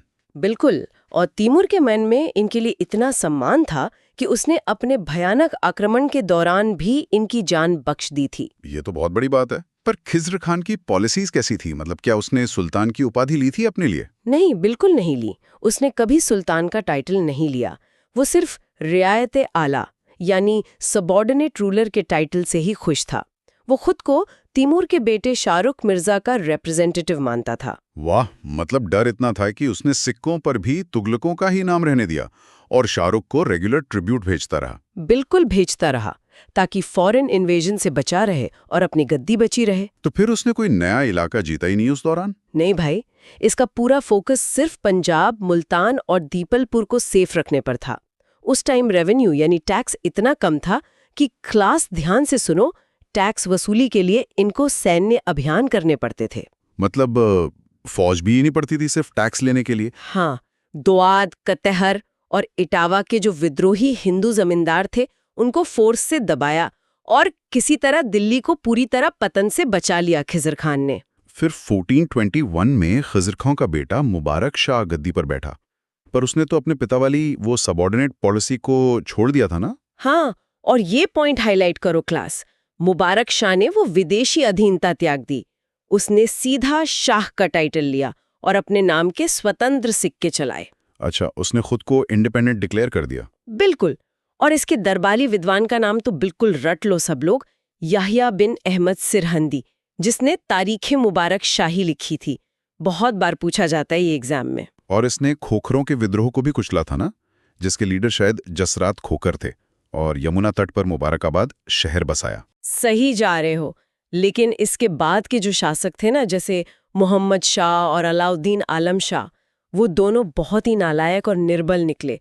एडमिनिस्ट्रेशन एकदम चौपट हो गया। तभी तो एम्पायर इतना सिकुड़ गया था कि एक कहावत बड़ी मशहूर हो गई थी कि शाह आलम का राज दिल्ली से पालम तक, मतलब दुनिया का राजा और राज सिर्फ 10-15 किलोमीटर का बचा था। अरे बिल्कुल, सत्ता का पूरा विकेंद्रीकरण यानी डिसेंट्रलाइजेशन हो गया था। तुर्क और अफगान सरदारों ने असली पावर छीन ली थी उस टाइम। मालवा, जौनपुर और सिरहिंद के गवर्नर्स ने तो लगभग दिल्ली को घेरी लिया था चारों तरफ से। तो इतनी बुरी हालत में तो कोई भी बाहरी आकर सत्ता हथिया सकता था वहां पर। एग्जैक्टली। और इस कहानी का सबसे बड़ा सस्पेंस यही है क्लास। 1451 में जो आखिरी शासक था ना, अलाउद्दीन आलम शाह, उसने खुद ही अपनी मर्जी से दिल्ली का सिंहासन बहलोल लोधी को सौंप दिया। वेट, क्या खुद ही सौंप दिया बिना लड़े? हाँ जी, स्वेच्छा से, और चुपचाप अपनी पसंदीदा जगह बदायूं चला गया रिटायरमेंट लेने के लिए। पूरे सुल्तनत काल में ये इकलौती ऐसी घटना है जहां बिना एक भी कतरा खून बहे शांति से सत्ता दूसरे वंश को मिल गई। क्या बात है। और इस तरह 1451 में लोधी वंश के साथ भारत में पहली बार अफगान यानी पठान साम्राज्य स्थापित हुआ, तुर्क शासन खत्म और कबीलाई अफगान परंपरा शुरू हो गई। और इसीलिए अब क्लास सब ध्यान देना, एक बड़ा कंसेप्ट चेक है यहाँ पर। राजत्व के सिद्धांत यानी थियोरी ऑफ किंगशिप में बड़ा बदलाव आया उस वक्त। अब राजा ईश्वर की छाया नहीं रहा। तो अब वो लोग क्या मानते थे राजा को? अब वो सरदारों के बीच समानों में प्रथम यानी फर्स्ट अमंग इक्वल्स माना जाने लगा, क्योंकि अफगान्स नेचुरली इक्वल स्टेटस में बिलीव करते थे अपनी ट्राइब्स में। समझ गया। अब सिरहिंद का गवर्नर बहलोल लोधी फाइनली सुल्तान बन चुका था, और जहां तक मुझे याद है इसका कार्यकाल पूरे दिल्ली सल्तनत में सबसे लंबा, मतलब 38 साल या 38 ईयर्स का रहा था। हाँ, और इसकी सबसे बड़ी डिप्लोमेटिक जीत थी शर्की राजवंश के महमूद शाह शर्की को हराकर जौनपुर को वापस दिल्ली में मिलाना। इसने तांबे का बहलोली सिक्का भी चलाया था, जो बहुत आगे तक चला था ना? बिल्कुल, वो सिक्का मुगल सम्राट अकबर के समय तक नॉर्थ इंडिया में चलता रहा। पर मैम, मुझे एक बड़ा डाउट है, इसने इन आजाद ख्याल अफगानों को कंट्रोल कैसे किया? क्या कोई भयानक डिक्टेटरशिप चलाई थी इसने? अरे, यही तो इसकी चालाकी थी। इसने तानाशाही नहीं बल्कि समानता और भाईचारे की नीति अपनाई। अपने सरदारों को बड़ी इज्जत से मसनदे आली बुलाता था। ओ, इज्जत देकर कंट्रोल किया सबको। एकदम। वो कभी ऊंचे सिंहासन पर नहीं बैठता था उनके सामने, सरदारों के साथ नीचे कालीन पर बैठता था। और इसी नीति ने, इस इक्वालिटी ने अफगानों को एकजुट कर दिया। पर उसके बाद तो उसका बेटा निजाम खान आया ना, जो आगे चलकर सुल्तान सिकंदर शाह बना 1489 में। हाँ, और ये तीनों लोधी शासकों में सबसे महान और तगड़ा कूटनीतिज्ञ मतलब डिप्लोमेट था। एक्सपेंशन भी काफी किया था इसने। धौलपुर, चंदेरी और टिरूट के राजा को हराकर इसने बिहार जीता जी। और बंगाल के अलाउद्दीन हुसैन शाह के साथ उसने पीस ट्रीटी करके ईस्टर्न बॉर्डर एकदम पैक कर दिया था, सेफ कर दिया था। सही। अब क्लास एक बहुत इंपॉर्टेंट अलर्ट दे रही हूँ, दिमाग में छाप लो इसको। 1504 1504 में इसी सिकंदर लोदी ने आगरा शहर की स्थापना की और 1506 में उसको अपनी नई राजधानी बनाया। ये क्वेश्चन तो लगभग हर बार किसी न किसी एग्जाम में आता ही है, पर इसकी अंदरूनी पॉलिसीज कैसी थी? क्या इसने भी वही कलीन पर बांटने वाली नीति रखी थी? नहीं भाई, बहलोल वाली समानता की नीति इसने उठाकर कचरे में डाल दी।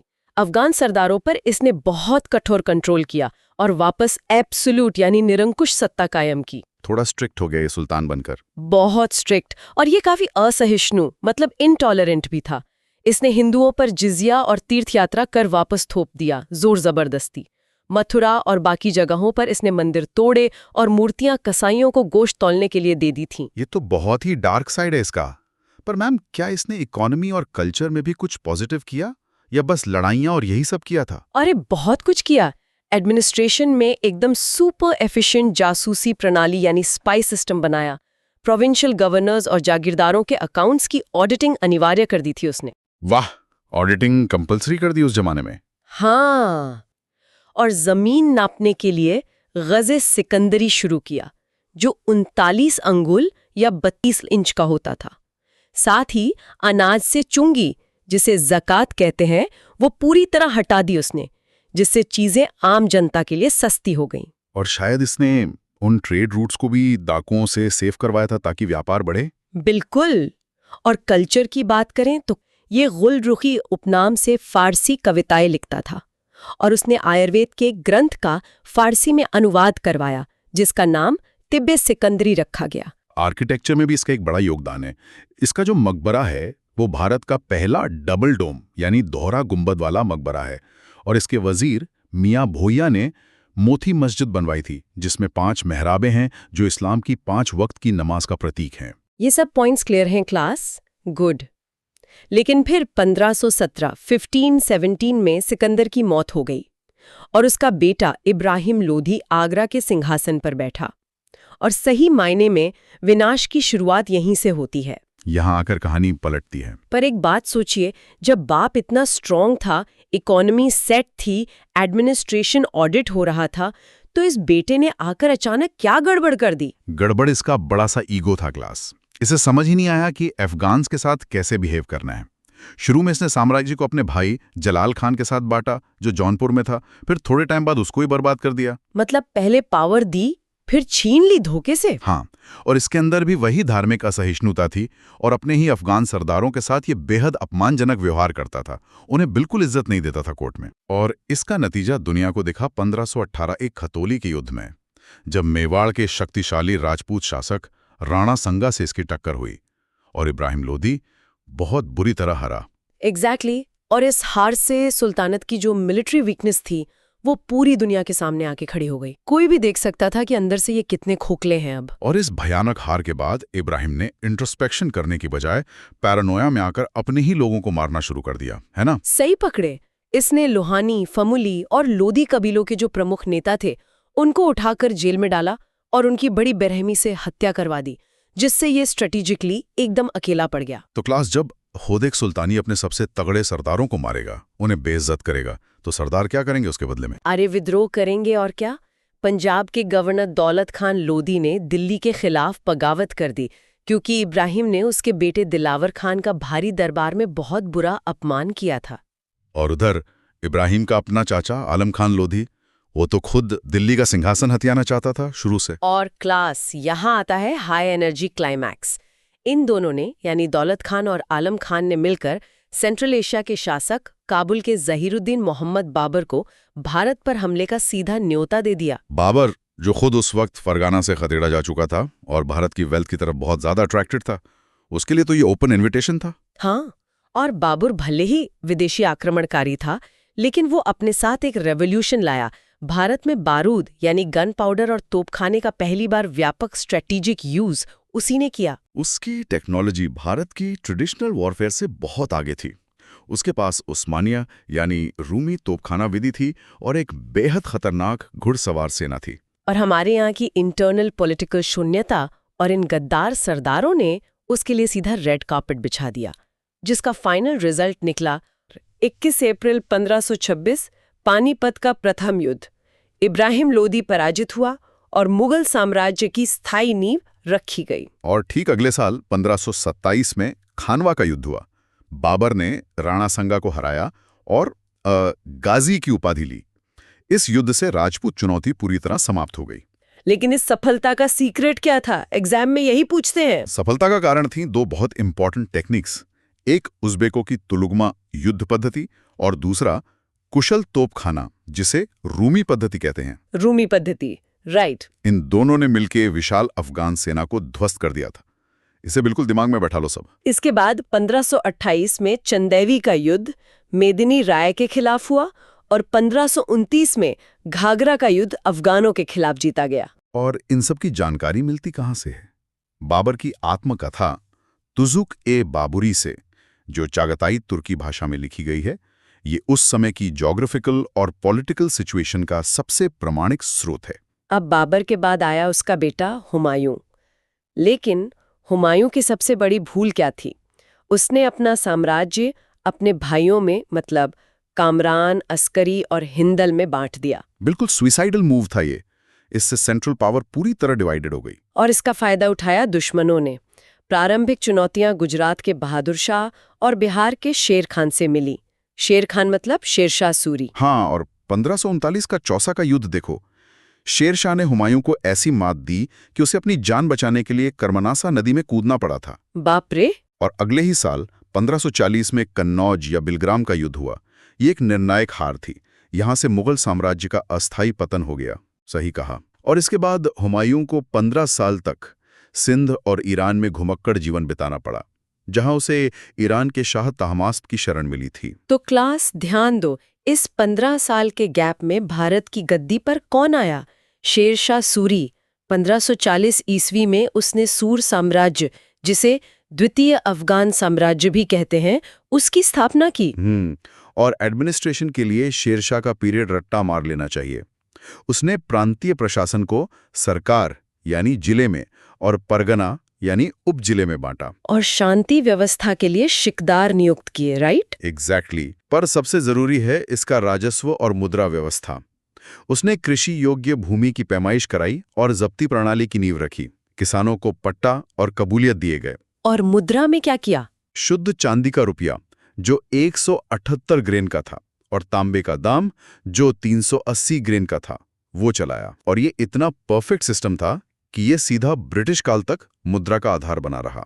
और ट्रेड के लिए बंगाल के सोनारगांव से लेकर लाहौर तक सड़क के आजम बनवाई, जिसे आज सब ग्रैंड ट्रंक रोड कहते हैं। बैक बेंचर्स, ये सब याद रखना। लेकिन शेरशाह के बाद सुर साम्राज्य वीक पड़ गया और यही मौका था मुगलों की वापसी का। हाँ, ईरान के शाह तहमास्प की मदद से हुमायूं ने 1545 में कांधार और काबुल पर कब्जा कर लिया। और फिर में 1555 में मच्छीवाड़ा के युद्ध में पंजाब वापस लिया। फिर जून 1555 आया, सिरहिंद का युद्ध। बैरम खां के नेतृत्व में सिकंदर सूर को हराया और दिल्ली फाइनली वापस मिल गई। लेकिन किस्मत देखो, अगले ही साल 1556 में अपनी ही लाइब्रेरी दीनपना, जिसे शेर मंडल भी कहते हैं, उसकी सीढ़ियों से गिरकर हुमायूं की मृत्यु हो गई। क्लास, अब अपना पूरा फोकस शिफ्ट करो अकबर पर। मात्र 13 वर्ष की आयु में पंजाब के कलानौर में उसका राज्याभिषेक हुआ। बैराम खान उसके संरक्षक बने। और 1556 में ही पानीपत का द्वितीय युद्ध हुआ, जहां बैरम खान ने हेमू मतलब विक्रमादित्य को हराकर दिल्ली पर मुगलों का कब्जा परमानेंट कर दिया। अब अकबर के विस्तार का सीक्वेंस याद रखना है। 1561 में मालवा, 1564 में गोंडवाना और 1576 में बंगाल और बिहार जीता गया। इन सब में 1572 की गुजरात विजय बहुत खास थी। क्यों खास थी? क्योंकि समुद्र तक पहुंच और व्यापारिक नियंत्रण चाहिए था। और इसी विजय की खुशी में फतेहपुर सीकरी में बुलंद दरवाजा बनवाया गया था। उसके बाद आता है 1576 हल्दी घाटी का युद्ध। मुगल सेना, जिसका नेतृत्व मानसिंह कर रहे थे, और महाराणा प्रताप के बीच एक भीषण युद्ध हुआ, जिसने राजपूत नीति को एक नई दिशा दी। अब ध्यान से सुनो, अकबर का एडमिनिस्ट्रेशन एक बैलेंस ऑफ पावर का बेहतरीन एग्जाम्पल है। पूरे साम्राज्य को सूबों में बांटा गया, जो पहले 12 थे और बाद में 15 हो गए। और सूबेदार, जो एग्जीक्यूटिव हेड था, और दीवान, जो रेवेन्यू देखता था, उनको एक दूसरे से पूरी तरह इंडिपेंडेंट रखा गया, ताकि दोनों मिलकर विद्रोह न कर दे, है ना? एग्जैक्टली। और नोबिलिटी यानी अभिजात वर्ग में भी ईरानी, तुरानी, अफगान और खासकर राजपूतों को उच्च पद देकर एक वफादार ग्रुप तैयार किया गया। न्याय के लिए शासक ही सर्वोच्च था। और उसकी धार्मिक नीतियां, भाई वो भी कम नहीं थी। भारत में सिर्फ तलवार से राज नहीं हो सकता था। 1562 में दास प्रथा, 1563 में तीर्थ यात्रा कर और 1564 में नॉन मुस्लिम्स पर लगने वाला जजिया कर समाप्त करके उसने सेक्युलर स्टेट की नींव रखी। फिर 1575 में इबादत खाना बना। यहाँ सभी धर्मों के विद्वानों के साथ ओपनली चर्चा होती थी। और 1579 में महजरनामा जारी करके अकबर ने खुद को धार्मिक मामलों का सर्वोच्च निर्णायक यानी इमाम आदिल घोषित कर दिया। और इस सब का कल्मिनेशन था 1582 में दीन इलाही, जिसे तौहीद इलाही भी कहते हैं। लेकिन क्लास ध्यान रखना, ये कोई नया धर्म नहीं था, ये बस एक नैतिक आचार संहिता थी। उसकी आधिकारिक नीति थी सुलह कुल, जिसका मतलब है सार्वभौमिक शांति। अकबर के बाद आता है जहांगीर।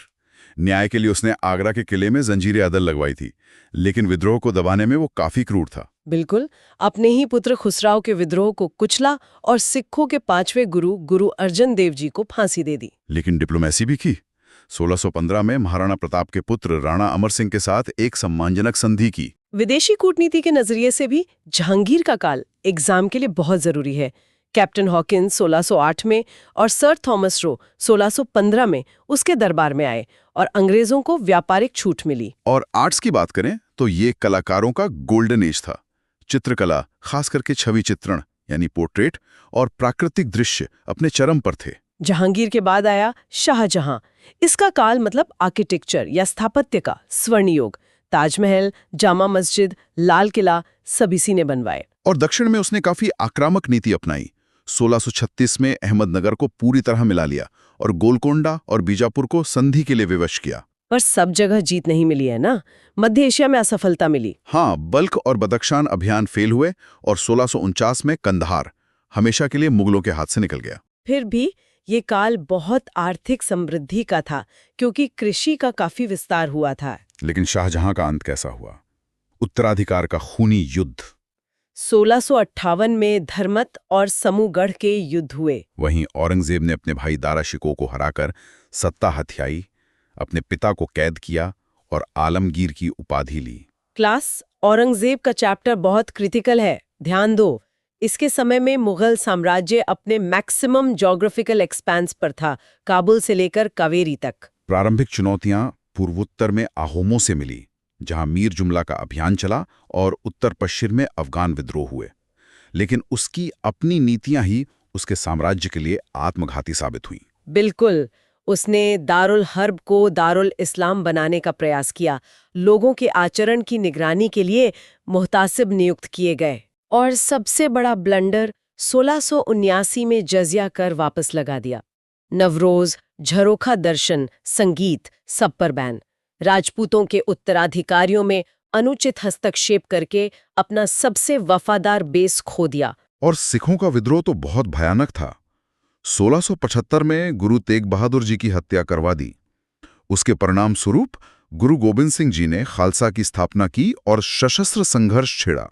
इसके अलावा भाई एक्सेसिव रेवेन्यू डिमांड्स की वजह से उत्तर भारत में जाटों, सतनामियों और बुंदेलों के भारी विद्रोह हुए। और इन सब के ऊपर थी उसकी दक्षिण नीति, जिसे डेक्कन अल्सर या दक्कन का नसूर कहा जाता है। 1686 में बीजापुर और 1687 में गोलकोंडा जीता। लेकिन मराठा मतलब छत्रपति शिवाजी महाराज और उनके उत्तराधिकारियों के खिलाफ एक लंबा युद्ध चला। औरंगजेब ने दक्कन में 25 साल बिता दिए, एक सम्राट कैपिटल से 25 साल दूर। इसका रिजल्ट ये हुआ कि उत्तर भारत में एडमिनिस्ट्रेटिव जीरो हो गया, राजकोष पूरी तरह खाली हो गया, साम्राज्य इतना विशाल हो गया कि कम्युनिकेशन लाइन ही टूट गई। अब समझते हैं कि इतना बड़ा साम्राज्य चलता कैसे था।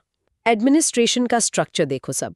सम्राट सुप्रीम था, जो तुर्को मंगोल पितृसत्तात्मक सिद्धांत पर आधारित था। उसके नीचे 4 मेन पोस्ट थे। दीवाने आला या वजीर, जो रेवेन्यू डिपार्टमेंट का हेड था। मीर बख्शी, जो मिलिट्री डिपार्टमेंट देखता था, मतलब मनसबदारों की नियुक्ति और सैलरी। फिर आता है मीर सामान, जो शाही कारखानों और महल का इंचार्ज था। और सद्र उस सुदूर, जिसे मुहतसिब भी कहते थे, वो धार्मिक मामलों और दान भूमि का प्रमुख था। क्लास, अब मनसबदारी प्रणाली को दिमाग में छाप लो। इसे अकबर ने शुरू किया था। इसमें 2 रैंक होते थे, जात और सवार। जात ऑफिसर का पद और सैलरी बताता था, और सवार घुड़सवारों की संख्या। इनको सैलरी कैश या जागीर में मिलती थी, राइट?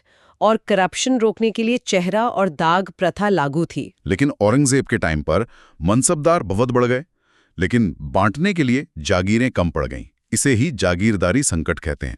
लैंड रेवेन्यू यानी जब्ती सिस्टम की बात करें तो 1580 में टोडरमल ने दहसाला बंदोबस्त लागू किया, जिसमें पिछले 10 साल के एवरेज प्रोडक्शन पर टैक्स लगता था। रेट थी 1/3 जो कैश में देनी होती थी। और मेजरमेंट के लिए सिकंदरी गज हटाकर 33 इंच का इलाही गज लागू किया गया। जमीन को 4 भागों में बांटा, पोलाज, परौटी, चाचर और बंजर। इकोनॉमी में कैश क्रॉप्स जैसे कपास, नील और गन्ने को तकावी लोन्स देकर बढ़ावा दिया गया। बंजारे अनाज ट्रांसपोर्ट करते थे और सूती वस्त्र उद्योग सबसे बड़ा था। करेंसी सिस्टम क्या था? वो बाइमेटालिक था, चांदी का रुपया और सोने की मुहर। कोरोमंडल तट और सूरत जैसे बंदरगाहों से ग्लोबल ट्रेड होता था। तो फिर इतना स्ट्रॉन्ग सिस्टम फेल कैसे हुआ? औरंगजेब के बाद कंप्लीटली इनकॉम्पिटेंट सक्सेसर्स आए, सत्ता किंग मेकर्स यानी अमीर गुटों के हाथ में चली गई। कृषि संकट से जन विद्रोह हुए, अवध, बंगाल और हैदराबाद जैसे रीजनल स्टेट्स इंडिपेंडेंट हो गए। मराठों ने नॉर्थ पर कंटिन्यूअस अटैक करके मुगलों की कमर तोड़ दी। और फाइनली 1739 में नादिर शाह और फिर अहमद शाह अब्दाली के विदेशी आक्रमणों ने बची खुची इज्जत भी खत्म कर दी। एकदम सही। मनसबदारी सिस्टम के पतन ने ना एक एकदम नई अखिल भारतीय शक्ति के लिए रास्ता बनाया। और वो शक्ति कौन थी? मराठे, यानी उनकी ज्योग्राफी। हाँ, सह्याद्री पर्वत की जो मुश्किल स्थिति थी ना, उसने उन्हें छापामार युद्ध सिखाया, जिसको हम गिरिल्ला वॉरफेयर कहते हैं। और दूसरा था सामाजिक कारण। महाराष्ट्र के भक्ति आंदोलन ने, जैसे कि ज्ञानेश्वर, नामदेव और तुकाराम जैसे संतों ने, उनके अंदर एक सामाजिक समानता और राष्ट्रीय एकता की भावना भर दी थी। राइट, एकता बहुत जरूरी थी। और तीसरा सैन्य अनुभव। दक्षिण के जो सुल्तान थे ना, बीजापुर और गोलकोंडा वाले, उनके अधीन काम करके मराठाओं को जो प्रशासनिक और मिलिट्री एक्सपीरियंस मिला था, उसने उन्हें एकदम निपुण बना दिया। तो क्लास, यहाँ मेरे ये पंचलाइन ध्यान से सुनो और नोट करो। औरंगजेब की कठोर डेक्कन नीति ने ही मराठा राष्ट्रवाद को एक राजनीतिक विद्रोह बना दिया, और जब संसाधनों की कमी हुई तो वो आक्रामक और विस्तारवादी बन गए। कॉन्सेप्ट क्लियर हुआ? एकदम क्लियर होना चाहिए।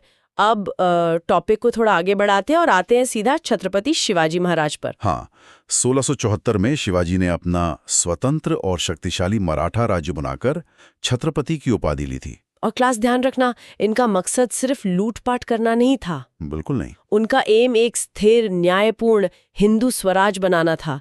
इस पॉइंट को मार्क कर लो। और उनकी रणनीति देखो। उनकी कूटनीति का सबसे बेहतरीन उदाहरण है 1665 की पुरंदर की संधि, जो मुगल सेनापति जयसिंह के साथ हुई थी। हाँ, और ये पीछे हटना नहीं था, ये एक शानदार रणनीतिक वापसी थी, स्ट्रेटेजिक रिट्रीट था। राइट। और सिर्फ जमीन पर नहीं, शिवाजी का दिमाग समंदर में भी चलता था। कोंकण तट की रक्षा के लिए उन्होंने कोलाबा, सिंधुदुर्ग और विजयदुर्ग में एक एकदम शक्तिशाली नेवी बनाई। और इंटरनल कंट्रोल के लिए भी उन्होंने बड़ा कदम उठाया। देशमुखों की जो सामंती शक्ति थी, यानी जमींदारों की पावर, उसको लिमिटेड कर दिया ताकि राज्य का सीधा कंट्रोल उनके हाथ में रहे। अब सब लोग अपने पेन उठा लो, क्योंकि शिवाजी का प्रशासन बहुत जरूरी है। इस पॉइंट को दिमाग में छाप लो। पहला है अष्टप्रधान मंडल। ये 8 मंत्रियों की परिषद होती थी। हाँ, जिसमें पेशवा यानी प्रधानमंत्री सबसे ऊपर होता था। और सबसे इंटरेस्टिंग बात, पंडित राव जो धार्मिक प्रमुख थे और न्यायाधीश को युद्ध अभियानों में नहीं जाना पड़ता था, बाकी सबको लड़ना पड़ता था। और रेवेन्यू सिस्टम की बात करें तो वो मलिक अंबर की कठी मापन प्रणाली पर आधारित थी। ये एक रैयतवारी व्यवस्था थी जो शोषण मुक्त थी। राइट।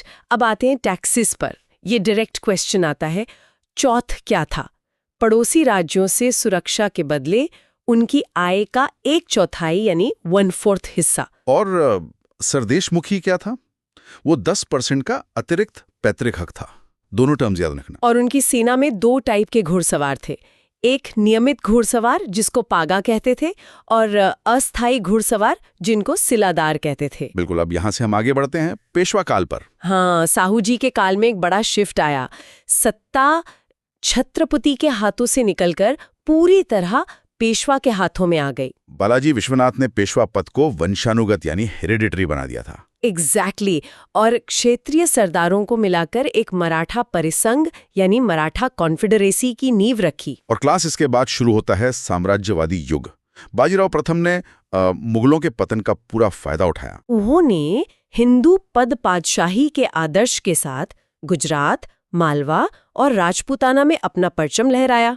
सिर्फ वहां नहीं, मराठा शक्ति तो गंगा यमुना दोआब और पंजाब में लाहौर तक पहुंच गई थी। उन्होंने अफगानों को सीधी चुनौती दी। पुणे का हुजूर दफ्तर राजनीति का नया सेंटर बन गया था। वेट रुको क्लास, अब यहाँ मेरा एकदम तीखा सवाल है। अगर मराठा इतने पावरफुल थे कि वो लाहौर तक पहुंच गए, तो फिर वो हारे कैसे? गलती कहाँ हुई? सोचो। गलती हुई उनकी कूटनीति में। उनका जो विस्तार था ना, वो मुख्य रूप से चौथ वसूली के लालच पर आधारित था। सिर्फ पैसा चाहिए था उन्हें। हाँ, और इस लालच ने उन्हें उत्तर भारत की बाकी शक्तियों से कूटनीतिक रूप से पूरी तरह अलग थलग कर दिया। किसी ने उनका साथ नहीं दिया। राइट। और होलकर, सिंधिया, भोंसले और गायकवाड़ जैसे जो सरदार थे वो स्वतंत्र हो गए और मराठा साम्राज्य बस एक ढीले महासंघ में बदल गया। और इसका सबसे भयानक रिजल्ट निकला 1761 में, पानीपत का तृतीय युद्ध। सदाशिवराव भाऊ वर्सेस अहमद शाह अब्दाली। मराठों के पास बहुत शानदार तोपखाना और वीर नेतृत्व था, पर रसद यानी सप्लाईज की कमी थी। और अफगानों की बेहतर रणनीति थी। प्लस राजपूतों, जाटों और सिखों ने मराठों का कोई सपोर्ट नहीं किया, जिससे उनकी एकदम भयानक हार हुई। तो क्लास, यहाँ एक स्टेटमेंट दे रही हूँ, नोट करना।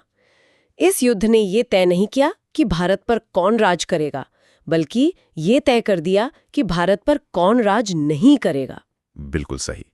मराठा सर्वोच्चता कुचल दी गई और ब्रिटिश सत्ता का रास्ता एकदम साफ हो गया। लेकिन उनके पतन के फाइनल कॉजेस क्या थे? देखो, सरदारों का आपसी संघर्ष, कोई टिकाऊ आर्थिक प्रणाली का न होना क्योंकि वो सिर्फ चौथ और लूट पर निर्भर थे। हाँ, और जनता के साथ उनका कोई इमोशनल यानी भावनात्मक जुड़ाव था ही नहीं। सही बात है। और जब उनका सामना ब्रिटिश ईस्ट इंडिया कंपनी से हुआ तो उनके पास आधुनिक सैन्य संगठन और विज्ञान की कमी थी। इन्हीं सब की वजह से 3 एंग्लो मराठा युद्धों ने उनका पूरी तरह अंत कर दिया। पॉलिटिक्स से अब सीधा आते हैं समाज पर। फोकस यहाँ वापस लाओ। 7th से 12th सेंचुरी के बीच दक्षिण भारत में एक बहुत बड़ा भूचाल आया, भक्ति आंदोलन। और इस आंदोलन ने बौद्ध और जैन धर्म के पतन के बाद जो एक शून्यता आई थी उसको भर दिया। एग्जैक्टली। इसने ब्राह्मणवादी कर्मकांडों और जाति प्रथा का पूर्ण विरोध किया। इनका पॉइंट क्या था? ईश्वर के प्रति एक निष्ठ व्यक्तिगत भक्ति। जटिल ज्ञान और कर्म की जगह सच्चे प्रेम को ही उन्होंने मोक्ष का साधन माना। और सबसे बड़ी बात, संस्कृत की जगह क्षेत्रीय भाषाओं का इस्तेमाल किया, तमिल, मराठी, अवधी, ताकि आम आदमी समझ सके। अब साउथ इंडिया की बात करें तो ये लहर शुरू की अलवार, जो विष्णु भक्त थे, और नयानार, जो शिव भक्त थे। और क्लास, एग्जाम के लिए ये फैक्ट याद रखना, 12 अलवारों में से एकमात्र महिला संत थी आंदाल, ये नाम भूलना मत। और नयानार संतों में अप्पार और संबंदर थे, जिन्होंने तिवारम नाम का ग्रंथ रचा। राइट। और रामानुजाचार्य ने अपने विशिष्टोद्वैता दर्शन से वेदांत और भक्ति में एक शानदार संतुलन बनाया। चोला शासकों ने मंदिर बनवाकर इस पूरे मूवमेंट को संस्थागत रूप दे दिया था। फिर 13th और 14th सेंचुरी में सूफी रहस्यवाद और स्थानीय परिस्थितियों के कारण ये आंदोलन उत्तर भारत में फैला। और इसमें ब्रिज का काम किसने किया? रामानंदा ने। उन्हें दक्षिण और उत्तर भारत के बीच का सबसे मजबूत वैचारिक सेतु माना जाता है। उत्तर भारत में आकर ये मूवमेंट 2 धाराओं में बट गया। एक सगुण भक्ति, जिसमें साकार ईश्वर की पूजा होती थी, और दूसरा निर्गुण भक्ति, जिसमें निराकार ईश्वर की बात होती थी। अब मैं आपको प्रमुख संतों की लिस्ट दे रही हूँ, टिप्स पर याद होना चाहिए। ध्यान से सुनना। पहले कबीर, वो निर्गुण धारा के थे। हिंदू मुस्लिम एकता और जाति पाखंड का विरोध किया अपने सरल दोहों से।